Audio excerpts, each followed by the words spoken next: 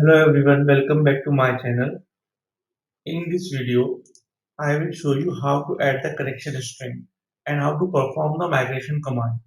So open app.setting.json file, add connection string. Is your connection string here? So this is my connection string. What it is? Give your SQL server name, database, my app, db, your username and password.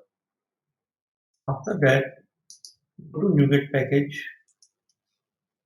browse Entity Framework SQL Server, change the version to 7, install, apply.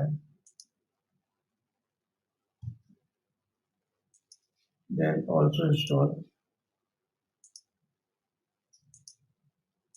Entity Framework Core.Tools.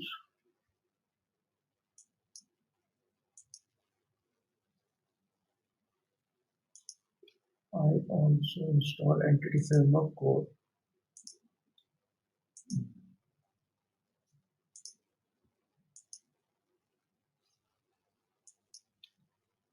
Open the program file.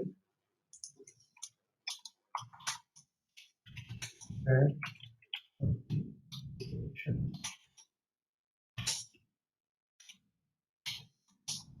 dot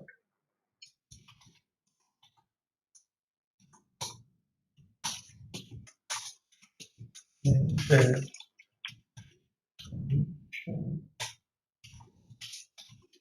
string connection string name. In our case, it's default. Now add the services builder.services.add db context. Context.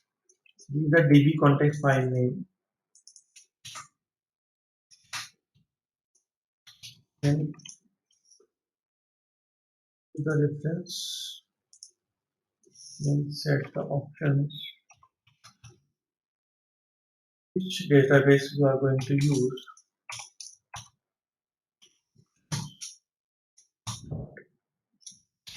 Use SQL Server and pass the connection string to it.